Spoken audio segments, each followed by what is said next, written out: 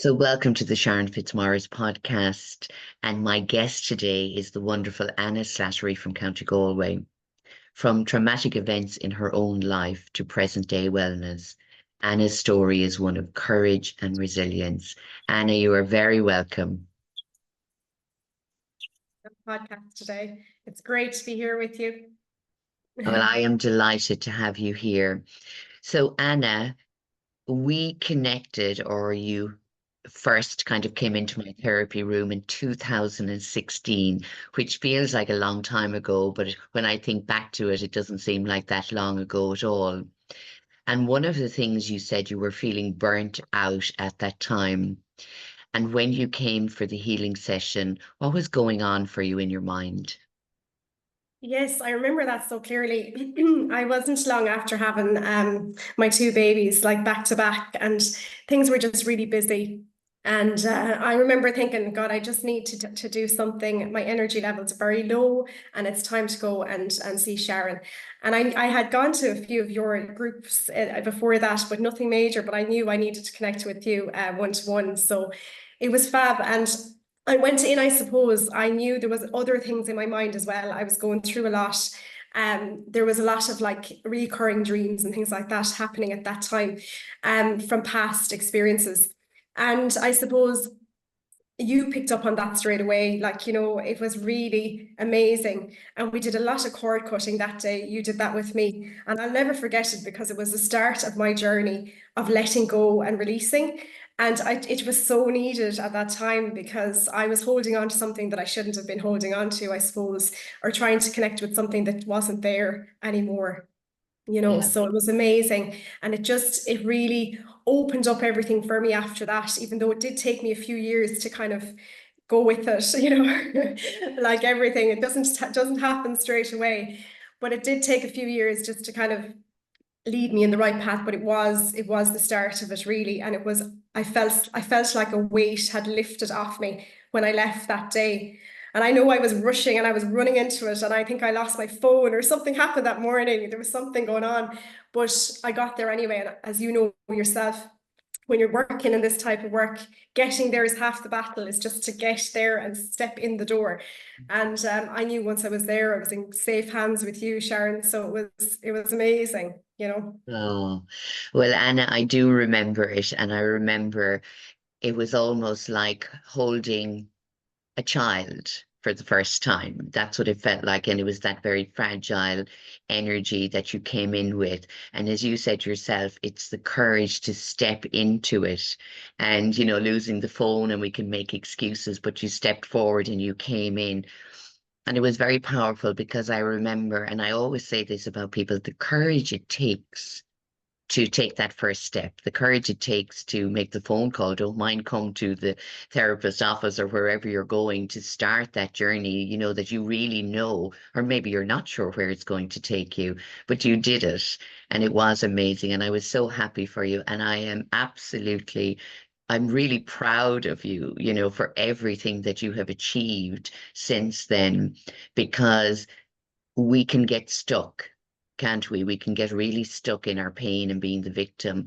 And what you've done is completely empowered yourself, and now you're helping other people, that's the ripple effect for me, Anna. That's all I think is important. We're helping ourselves to help everybody else. But we'll go back to a very traumatic event. And this is something that may trigger our listeners. So we're respectful of that. But this is Anna's perspective and experience of her traumatic event, which happened when you were only 18 years of age, Anna. Yes, yeah. So 22 years ago now. So I suppose back then, you're an 18-year-old having fun, in Galway in college, having the crack, like we all would be. And I suppose it just went from 0 to 10 very fast for me. 1 minute you're just carefree, not taking any notice. I remember I was having a glass of wine, just chilling out. I was living in Galway at the time, singing a song, having the crack at the house. And the next minute, unfortunately, a little did I know, but there was a guy that was watching me, I suppose, and had made a plan. So then I suppose he had held me at knife point before I even realized it. And it went from there. Then it was just like, you're in that moment and you think, oh my God, is this it? You know, is this the end of my journey? So yeah, it was just such a traumatic time. It was such a shock. And the guy was, I mean, he was a very, he was in a really bad place himself, but I'd never met him before in my life. He had been obviously planning it. He'd been planning it for a while. He was watching for when I'd be on my own. And he lived in the student accommodation that I was living in at the time as well. So it was just, I suppose, one of those things where you're in that moment and you don't realize, you think you're looking in on it, but you don't think it's not actually happening to you, kind of thing. So yeah, I suppose I was held by him for many hours in his apartment, and I kind of said to myself, right, I have to try and get out of this in some way. And how am I going to do that? And I don't know how I did it, and you kind of wonder. But I just said, I have to start talking to this guy, And that's kind of how I managed, because he was very unstable, the poor thing. Like he was taking a lot of drugs. And when I try and get him, have a little chat, then he'd go very erratic once he takes some drugs again. It was, a very erratic situation. It was very dangerous, But for some reason, anyway, I managed to talk to him and talk him round, and we had a great chat. And I don't know how I done it, but you just get into that mode of like, I have to survive, like survival mode.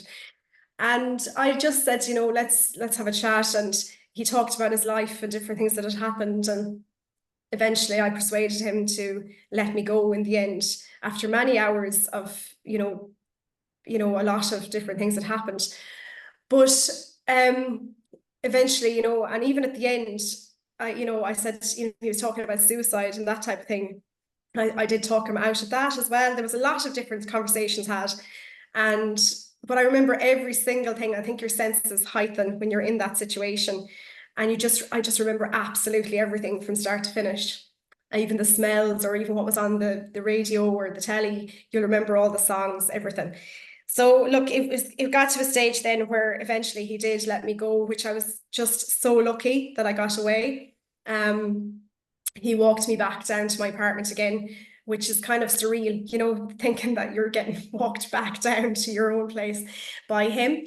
And I went in and there was obviously no one there. And I remember thinking, okay, the phone there's nothing. I wasn't going ringing anyone anyway, but I sat there for ages going, I need to just figure out what I'm going to do now, because he could come back at any minute and change his mind.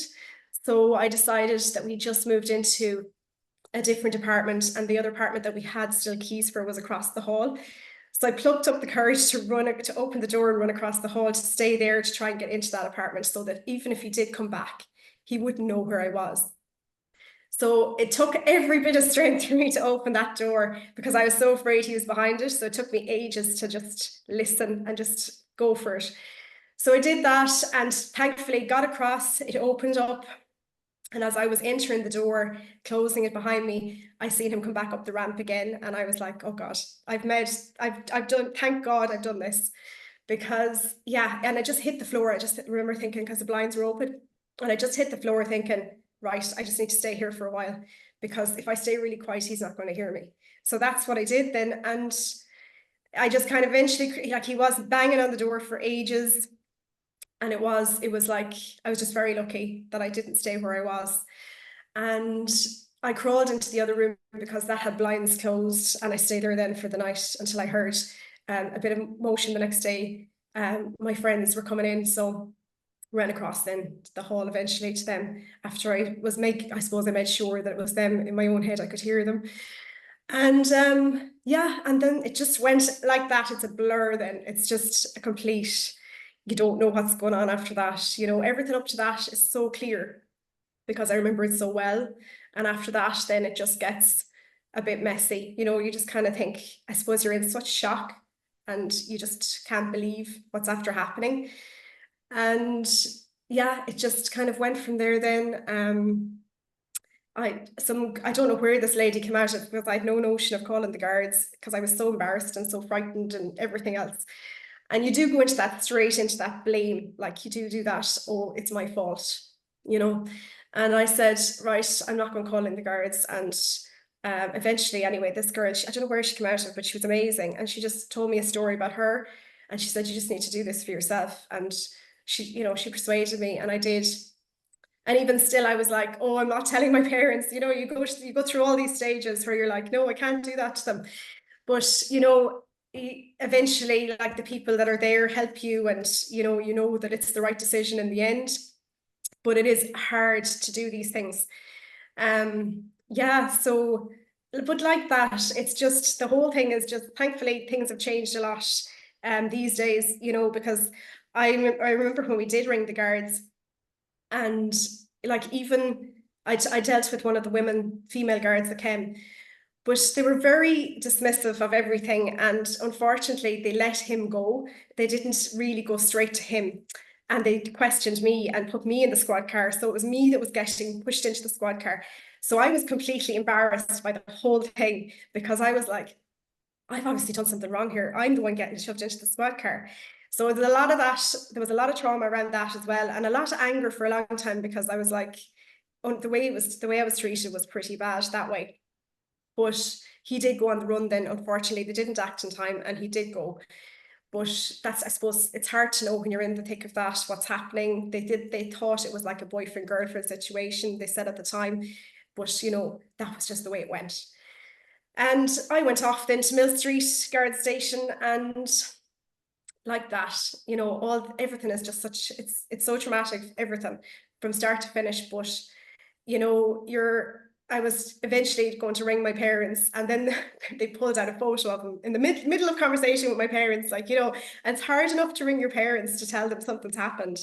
And I was like bawling, you know, like, you're just in such a state, because the minute that I told his name, there was a file probably as long as my arm of him. They knew him. He was well known to the guards. He had broke bail and come over from England, and he had already assaulted girls over here. He was very dangerous. So straight away they knew this isn't what they thought it was, I suppose.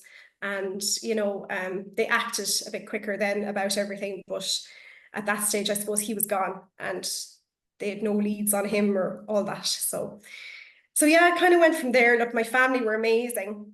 I just say that because they were unbelievable. And, you know, it's such a thing that's the last thing you want to get, is a phone call from the guard station to say, we have your daughter, you know. So they were unbelievable. And have been, and have always been, through the whole lot of it. Family and friends, you just, you know, they know who they are. They're amazing. Yeah, so kind of went from there then. And I suppose, I don't even know how many weeks or months later that they found him, because I just remember thinking, he's going to find me, and I can't, you know. So I even gone out for a walk. I was like looking behind my shoulder, wondering, is he going to get me? Like, is he coming back to get me? You know? I suppose at the time he had told me all about his life. When I was trying to get out of the situation, I was afraid he told me too much, and I was afraid of what I had told him then as well, you know, trying to build up that relationship to get away from him. And but anyway, thankfully that wasn't the case. And I did get the call one day from the guards, as I was getting off the bus from college in my local town and going into the shop, to say that he had died of an overdose in Dublin. And that was it. So that was, again, a very triggering thing to hear. And I did blame myself for a while after that, which is a funny thing to do. But when you're in that, you just tend to do it. I know now, obviously, that it was nothing that I could have done about that, or, you know, I had nothing to do with that. He was very unstable as it was, and yeah, so that was it. Then it was all done and dusted. He had been found, and that was it. Kind of case closed, you know. So Wow. yeah, Wow. yeah. Thank you, Anna, for sharing that. And even the detail of it, you know, which is amazing. And you often hear that from victims, you know, afterwards they remember everything, the sounds, you know, the color of the chairs or the curtains, and what they were wearing, and exact designs and everything. Because as you said, your senses are so heightened, you're so hyper aware. But how amazing of you to know, you know, to find that a courage inside of yourself to be able to talk him down, even though he was so unstable. But one of the things, as you said, the poor thing. Yeah, I know. So I'm sure there's many people that have said it to you. Why would you call him the poor thing? What do you feel about that person now, 22 years later? Yeah, I felt very sorry for him.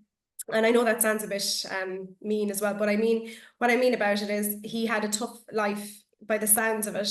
And like when he was in his right mind, when in between those moments where he wasn't very nice, he wasn't, you could see a person there that was, someone's son.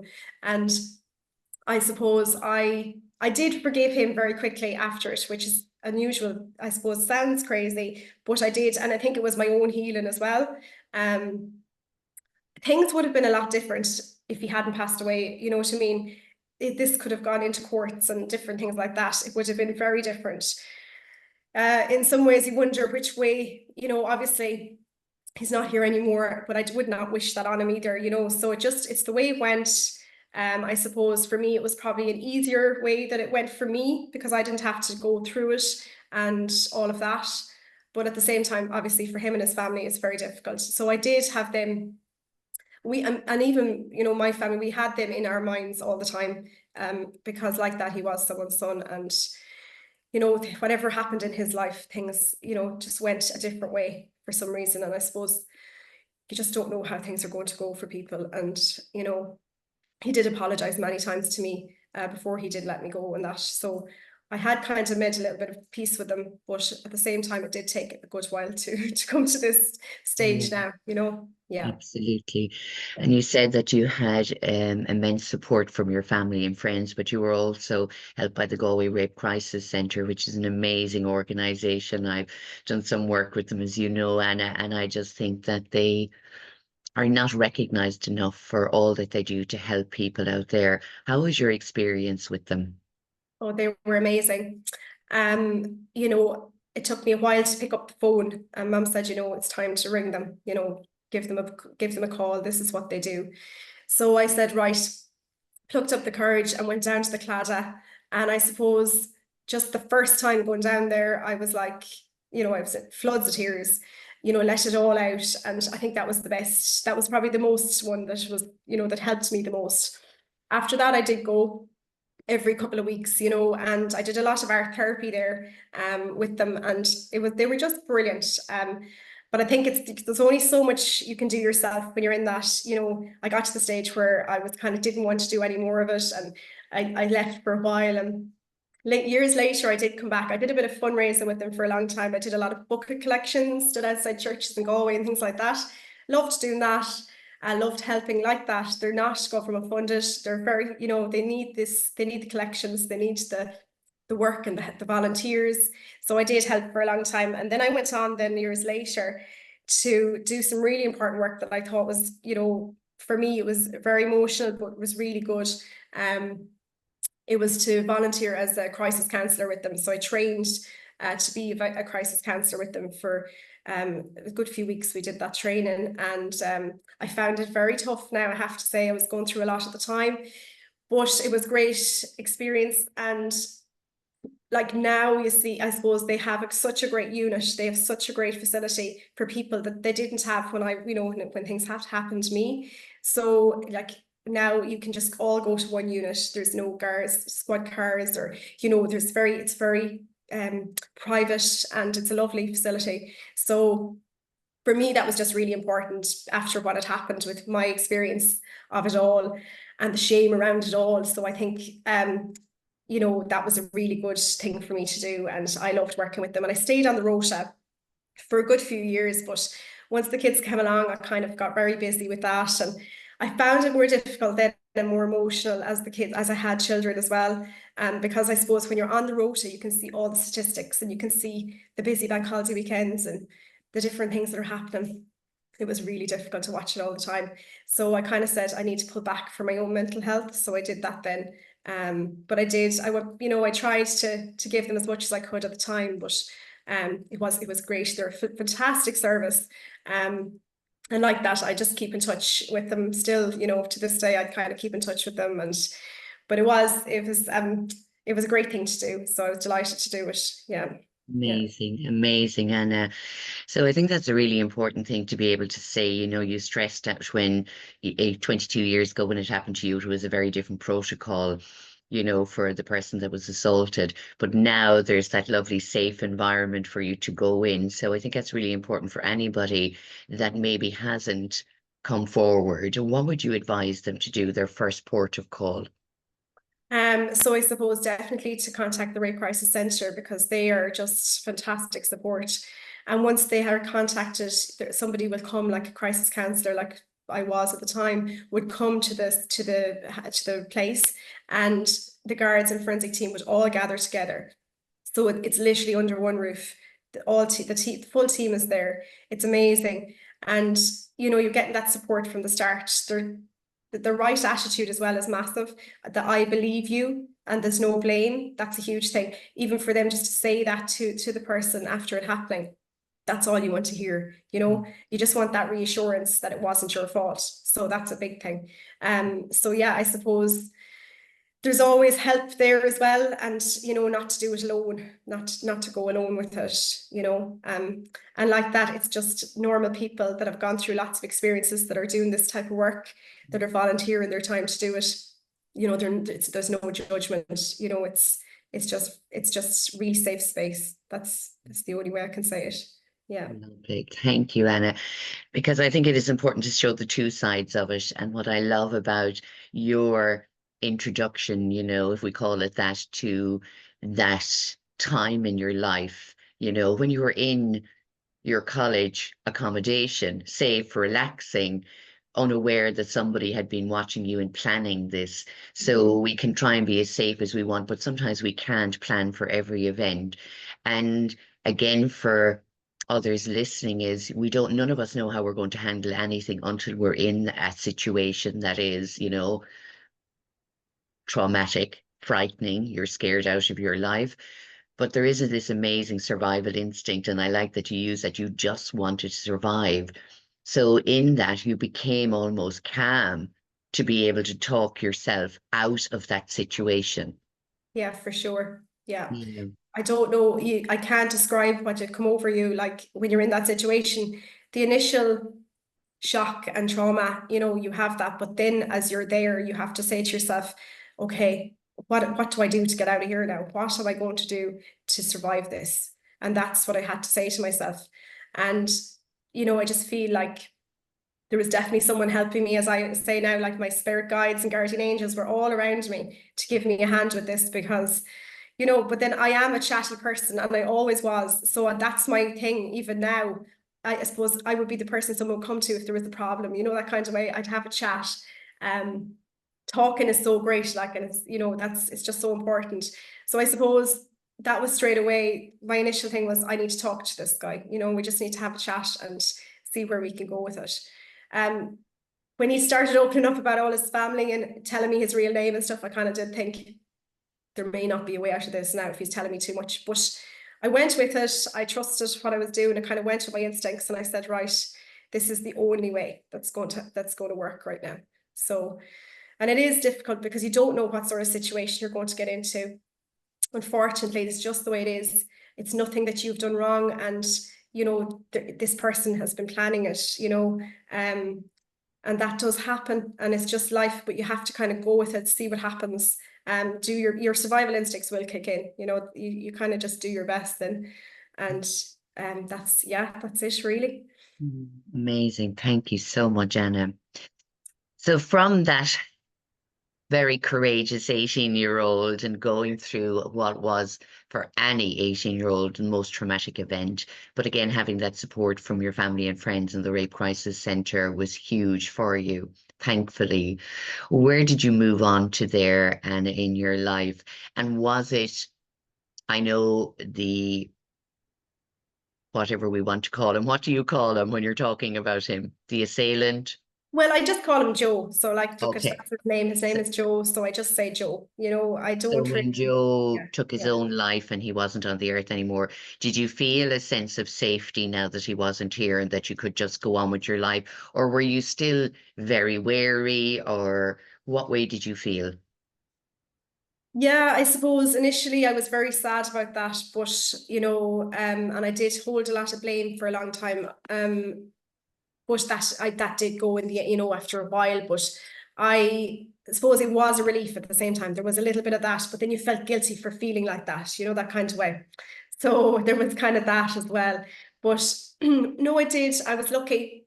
I went off to Dublin for a few years. A cousin of mine took me in up there, and she was very good to me. And you know, I had a great time. I worked up there for a long time, and before I left, actually, for Dublin, I'd met my now husband, and he was, you know, he was like my rock. And I suppose I met him at the right time of my life.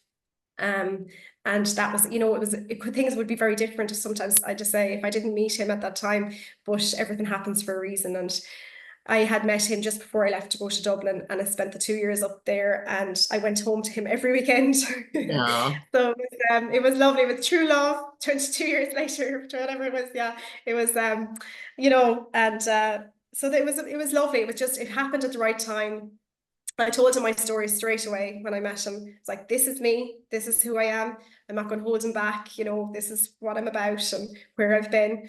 And, but at the same time, all lovely, but still wouldn't have been very fond of myself, you know, at the back of it all, the self-sabotage, and I never would have really loved myself. You know, there was all of that too. So fine, you know, getting into a relationship with someone, moving on with life, but at the same time, still in the back of your head, you're not really liking yourself at all. So that was kind of where I was and went from there. And you can kind of mask that for many years. You can kind of just go along with it, and but it will catch up with you, unfortunately. And the self-sabotage would have been quite bad as well as I went along in my 20s, probably not as bad in my 30s, but definitely my 20s and going onwards. Yeah.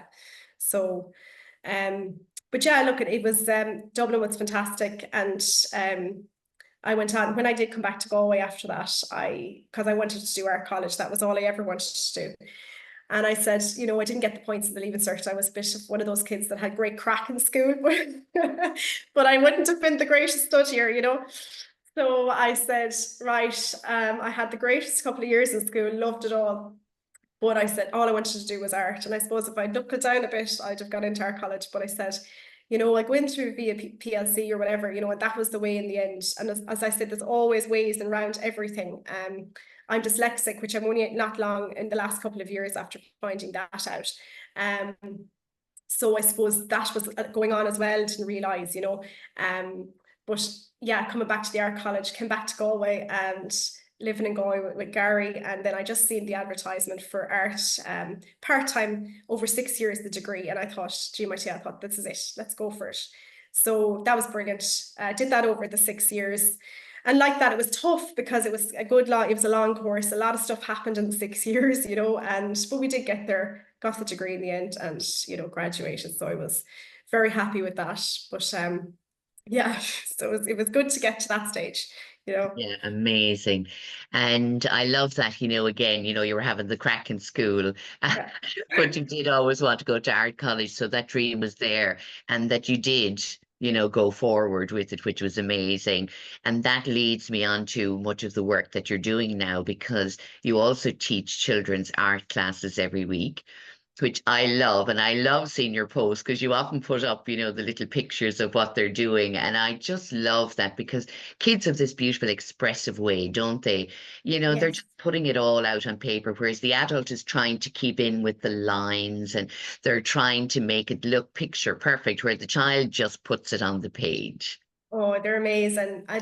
Such a great group. I just do it in the local community centre. It kind of happened organically, which is lovely. And I was like, you know what, let's just go for it. I'm kind of one of those sorts of people that just take risks. And it's probably from everything that's happened. I'm just like, just go for it, you know. And I kind of don't think, I just jump into it and I say, you know, whatever happens, happens. If it's meant to be, it will. And it did. And I'm 2 years doing them now, and I'm absolutely loving it.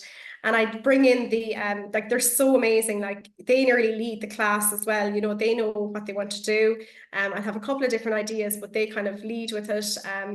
You know, they have all their own ideas. Some of them are great at different things, and you know, it's just art is so brilliant that you can kind of create anything you want, and you know, it's personal to you, which is so nice for them. I bring in some mindfulness. I've just qualified in that. So just creative mindfulness for children. So I kind of bring all that side in. We go outside as much as we can to do a bit of breath work.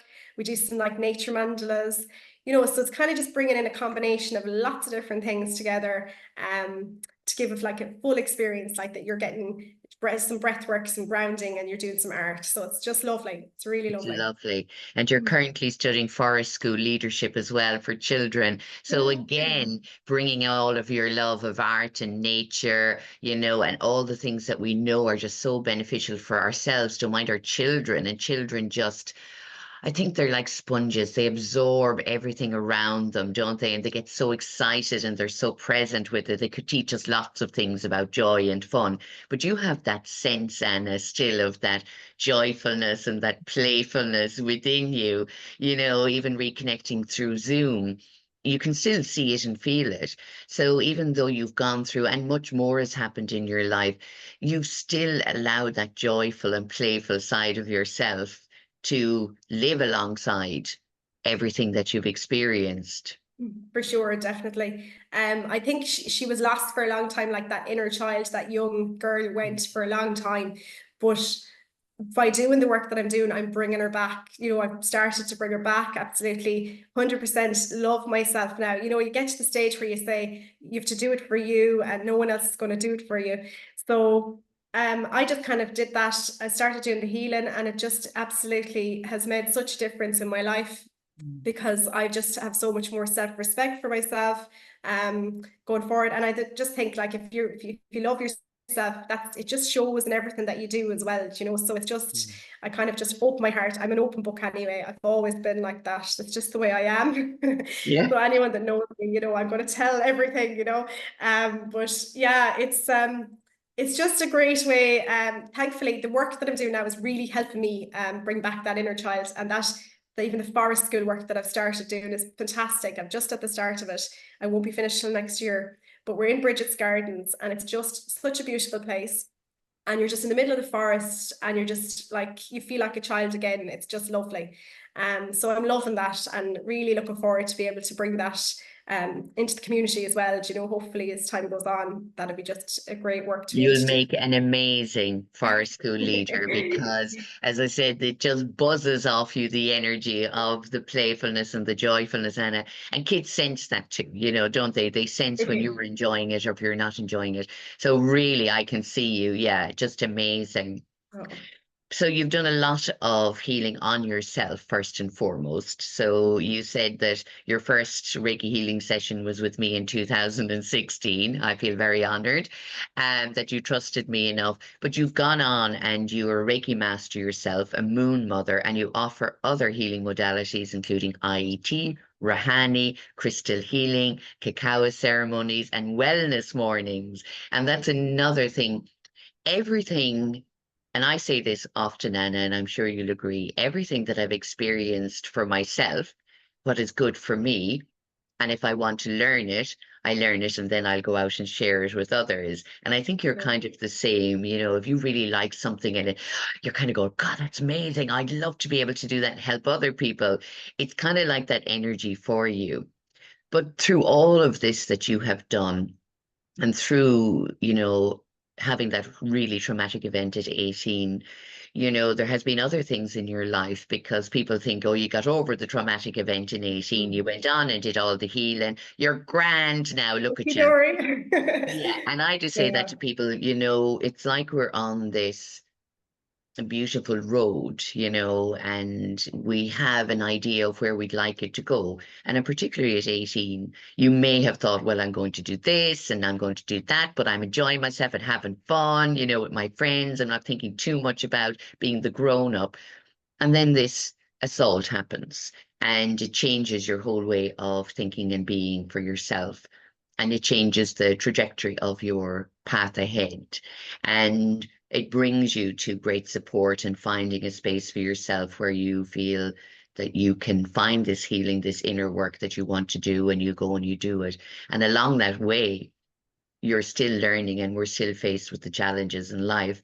And you were faced with your dad's diagnosis of pancreatic cancer in July, and then you lost Willow to miscarriage on the 22nd of September 2012. Yeah, it was a tough time, I suppose. Like that, there's so many bumps in the road. Excuse me. But yeah, things had been going really well, and then all of a sudden there was a bit of a dip again. Yeah. And I suppose it's just how we deal with that, and how we're able to, it's the resilience, I suppose, again, and how we're able to bring ourselves up from it. I wasn't, I would think I was better first time than I was at this stage. This shook me probably more than anything. So I suppose dad's diagnosis, it was it was a short 9 months, unfortunately, poor dad. And, he passed on the 2nd of May. And through that, all of that grief, I suppose, because we probably were grieving from the first day we heard the pancreatic cancer, because it had moved to stomach and liver. It was very aggressive. And, we kind of, we knew kind of what was going on and what was to come. And I suppose then losing Willow very close to that diagnosis was really tough. There was a lot going on. I just remember the Volvo Ocean Race was on in Galway, and I was doing work with the Rape Crisis Centre. I remember walking down to the Claddagh and nearly having, like, I'd say it was probably a full-blown panic attack now that I think back on it. But I was in such a state because it was triggering going down there, and then dad had the diagnosis, and I didn't know I was pregnant at the time either. So it was kind of all these things together, and I just was pretty low. And just, I suppose everything does happen for a reason, though, at the same time. And Willow just she wasn't supposed to be here with us, and we talk about her all the time. That's my page, is Willow and Soul. The kids talk about her, how that she would have been the eldest, and we're very open about everything. So it's great that way. And she comes to me in many different ways. I see her in many different ways, which is fabulous. So, but I suppose at the time it wasn't like, it wasn't so amazing, and it, I didn't see it that way at the time, and it was very difficult. And I suppose I would have loved for him to be able to see grandchildren, that was a big thing. And for him, it was a big thing. But look, the way it went, actually, I found out I was pregnant just a couple of days before dad actually went into a coma, so in the hospice. And we got to tell him. So it was amazing the way it did work out. Very bittersweet, but that's kind of the way it went. And then at that stage, then it's kind of funny, because you think, God, he's nearly planned this in some ways, because I had to give up drink and cigarettes, and like all in the one time as he was dying, and I was like, oh my God. So it was good for me, to be honest.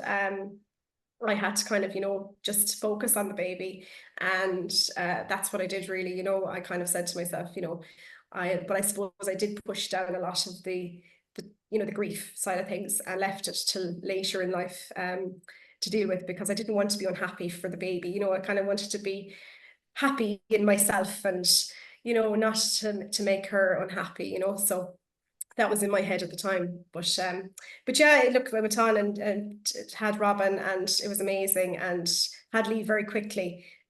We had, there was only 16 months between them, so it was lovely. It was lovely times. And then I came to you. then I was burnt out, and I said, it's time to go to Sharon. And I think it is as well when you become a mother as well. And as you said, your children do trigger a lot of things within you as well. You want to protect them and mind them. And, that maybe fear, what if anything happened to me? And, I wasn't here for them, all of those things, because losing your dad and having that traumatic event when you were 18. So I think when you came to me, as you said, you had pushed everything down, to keep the happy side out, trying to be the best mother for your kids. Yeah. But you hadn't been looking after yourself. No, definitely No. not. Yeah. No. Things were just very busy. I suppose I was just very anxious, and I didn't realize I was quite anxious, and I just was in fight or flight mode constantly, just going all the time. Just needed to do so much on myself. I hadn't even touched on it. I hadn't even touched the surface of it. So I kind of realized that when I got into this work. But it was still it was many years after that, because I went on to have June. And it was really only after June, I had June in February, and I got really sick. I used to get awful tonsillitis every year. And this one time it wouldn't go. And I ended up in hospital with sepsis from it. And I was just in such a way, I just remember thinking, you know, that feeling of dread that you get when you're so sick that you think you're actually going to die. I felt like that. I was like, if I come out of this, I really need to pull myself together now and say, right, put myself first, you know, let's just do this. Something needs to change, you know. So I did. I said, you know, I came out and it took me months to come back. Memory loss was just a huge thing. And just fatigue, that chronic fatigue was so bad. And I said, right, I'm going to just try something different. And I went in and just got some crystals, started doing a bit of meditation, and I just started a few Reiki sessions. And it just went from there then. That's where, you know, so I had her, that was 2018. So I suppose 2019, I think just as COVID was hitting, I was starting Willow and Soul. I think that's exactly kind of around that time. So that is kind of the timeline, but still loads of work to be done. As I said, you have to do the work on yourself before you can work with anyone else. It's a huge Yeah, thing. absolutely. And to this day, I'm still working on myself. You know, it's constant work in progress all the time, but I'm learning so much, learning from so many people. And loving it as I'm going. It's not easy. Things, you know, healing, and it goes in spirals, and it's not easy. And you think you've just come over something, and then something else comes up again. But it's all worth it, and it's worth it not to pass it on as well, you know, to your children as you go forward as well. So I love that, and that's, you know, one of the main reasons that I do it as well. Yeah. So beautiful, Anna. Just so lovely listening to you, you know, and seeing you confident. You Oh, know, yeah, confident in yourself and what you're doing, but loving it and having fun with it, but also knowing, which I think is the really important part, you know, and I said that to my guest that was on the podcast, you know, people say, oh, you have it all done now, you're fine. And we know that, you know, as long as we're breathing, we're going to be faced with things like you were getting over one event and then with your dad and losing Willow and then getting sepsis. There's always going to be other little things coming at us in our lives. But the thing is, we can help to lift ourselves up, or we know what can support us now, and we know who can support us if we're not able to do it by ourselves. So we're not afraid to ask now. We're not afraid to show up and say, today I'm struggling. You know, today this is hard. And even if it is a grief or a loss from 20 years ago, it doesn't matter, that there's still whatever it is you're feeling, to honor it, isn't it, in that moment, and to say, this is showing up for a reason for me today. It wants to be seen and it wants to be healed. So for you, Anna, that's why I honor you. It's like doing the work for yourself, but also, and you know, as I said, when I see your posts up on Instagram, in particular, Willow and Soul, and I see your beautiful mornings and you do them down in Cong, don't you? And my favorite place as well, gorgeous under those beautiful trees, the old masters. I sit there and I just say, they give you the wisdom without even asking for anything. And you're doing such beautiful work now with other people. So you're sharing these blessings that you've been given in your life. You're sharing your learnings and your wisdom. And it's just so powerful. If you look back to your 18-year-old self, what would you say to her? Oh, I just think she's so strong. She is just amazing. I think that I just think the world of her.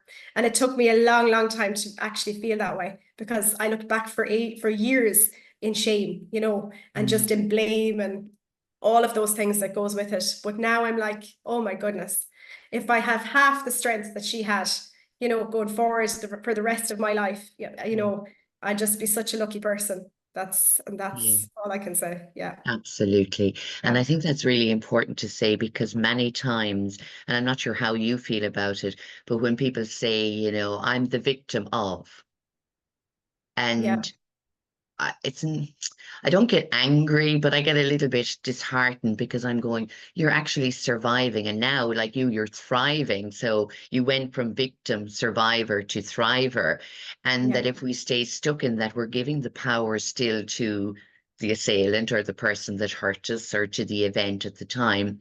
Yeah. And we're taking away that power, especially as that 18-year-old self. Where did she get that strength and that courage, to talk herself out of such a dangerous situation at knife point, to Yeah. find a way to survive is just amazing. I mean, the hairs are standing on my arm and I'm thinking about it.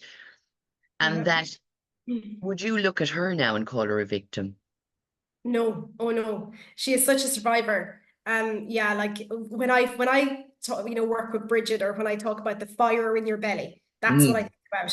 I think about her, like she is, if we could all just have a little bit of that within us, it is in us. It's absolutely there, but it's just to ignite that. It's like to bring that and believe in yourself so much that you know that she's there you know um she's no, I would never, I don't like using the word victim either. I would say survivor, definitely. That's a much nicer word.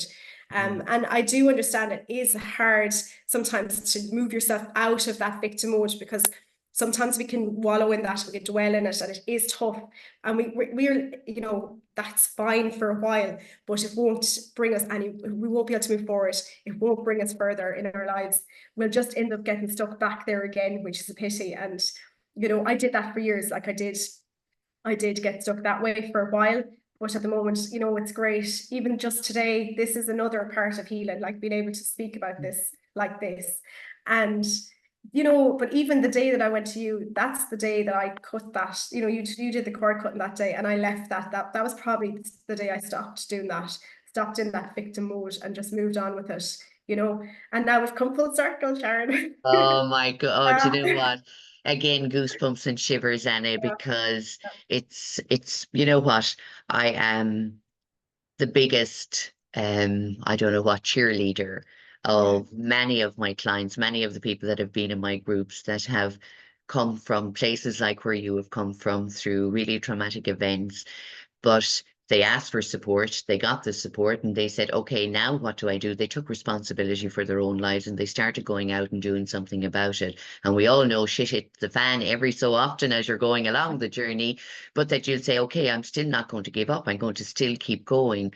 I'm going to take the time when I need to rest and recover and heal, but I still have loads of other work to do because I want to go on and do this. The things that are lighting that fire inside of Anna Slattery's belly is amazing, because you are like that, really. You can see the fire in you. You can see the fire energy burning in you, Anna. So as I keep saying, I'm so proud of you. I just Oh. see, I feel like, I want to give you an award for sharing your story, because Anna laughed at this when I contacted her. I said, Anna, I would love for you to come on my podcast and share your story. She was kind of like, what? Me? You were shocked that I asked Shocked. you. I was so shocked. It was so funny because we're actually having the breakfast or something, and I don't know, was it a Sunday? I can't even remember what day it was. Could have been the weekend. And I listened to the message, and I just went back into the kitchen and stood there, and Gary was looking at me going, "Are you okay?" I was in such a shock. I couldn't even move. I was like, "Oh," but every single part of my body was like, "Yes, I am definitely doing this." As hard and all as I knew it was to talk, and it's not as hard as it used to be, but I just said yes, because I knew all my body was telling me, it's great to share your story. Everybody has their story, and it's great. Like, no one's story is better than others, but it's just great to be able to share them together, so that at least then we can support each other and just kind of know where we've come from, and be able to just help each other. And again, it's all about talking, isn't it? It's all about sharing with each other, just being in that lovely community. Yeah. And again, it's your perspective and it's your story. As I said, it's not the Yes. same as anybody else. And that's why I asked you, from when back at 18 years of age, the event and how things evolved after that, how it's so different now for people, and that Yeah. it just is a safer environment. But to see you, so if there's anybody that's just starting that process of healing, and to see you now and where you're at, that to me is the greatest encouragement they could get, that they will move through this, that they will come back to being, that spark of light that they maybe were before the event. And that, again, for anybody that has lost parents or lost children, which, we all have in our lives. But I always feel, And especially when you talked about Willow, and I think of the little girl that I lost, Annie, and they're kind of looking at us going, will you just go out and have fun? You Yeah, for know, sure. Yeah, for sure. go and have fun. And there was something in their passing that triggered other healing, deeper healing. And I think for both of us, that's what resonates with me, Anna, is they stayed for a short time with us to show us how much they loved us. But they knew without them, we would have to go on that deeper healing journey for ourselves. So again, they were gifting us something. And I think we get a gift after everyone's passing. We may not always realize it, but it's an opening to allowing all of that grief from whatever situation it was, whatever time it was in our lives, to come out so that we can look at it and hold space for it. And I just think you are absolutely amazing. And I can say it 100 million times. Oh, So if people want to contact you, they can do so through your Instagram page at Willow and Soul. yeah, for sure. Yes. Anywhere else they can contact you? Well, Instagram or Facebook, either or. I put everything up there really, and all the bits and pieces that I'm doing. I kind of plan. I go with the moons. So if you're looking at a full moon or a new moon or an equinox or anything like that, that's usually when I'm out on the land to do something. So I kind of plan with the cycles, the moon cycles, and I plan with the land. So that's the way I kind of go every month. Um, and it's just lovely. It just kind of, it either flows or it doesn't, and then I just don't force it. If it doesn't happen, I just go to the next event, so it's lovely. It really flows nicely. And we're here, I think we're in Irish Lake for the autumn equinox. We go down there and it's beautiful. We have a lovely forest walk and a dip in the lake, and we have the wood-fired sauna down there. And it's one of those lovely mornings. And I usually do it at 11:11, and that's actually the time you contacted me as well. The message Yeah. went up at 11:11. I said another reason why I had to say yes. The spirit guides were all screaming at me. I love it. I Yeah, love it. yeah. And So if those anybody wanted to come to you one-to-one, Anna, can they contact you through your page as well? Yes, absolutely. Yeah, through the page is perfect too. I do one-to-ones here in the house, and absolutely, it's a lovely way to start your healing journey, and then you might want to come to a group then after that, or that type of way. But Yeah. it's a beautiful ceremony. I kind of have a lovely little ceremony around anyone that's coming. So it's not just it's a really beautiful, tailored to each person. Like, so I do love it. And yeah, so I would love to see anyone coming to my door. I'd only love it, so they can contact me via Instagram or Facebook as well. It's perfect. Yeah. Lovely. Anna Slattery, you are amazing in every single way. And I'm so grateful for you again for having the courage to come on and share your story with me and with all the listeners. And again, as we say, this podcast is about celebrating the resilience of the human spirit. And absolutely, you have an amazing spirit and amazing resilience. And I think that shows in the work that you're doing now, and that everyone that works with you will also say it and celebrate you. And they're probably so grateful to have you in their lives. So I am so proud of that 18-year-old that found the strength inside of her to survive and Yeah. now to thrive, because you're definitely thriving, Anna. So thank you so much.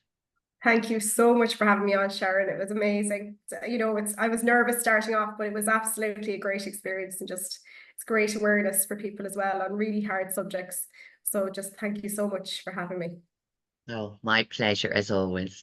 So thank you, everybody. So that's Anna Slattery. And if you want to check out her page, Willow and Soul, on Instagram and Facebook. And if you've enjoyed this podcast, pop over, give her a like, send her a message, leave a comment when the podcast comes out, and let her know that you listen to her story and how amazing she is. And I look forward to connecting with you all soon. Until next time, take care of you.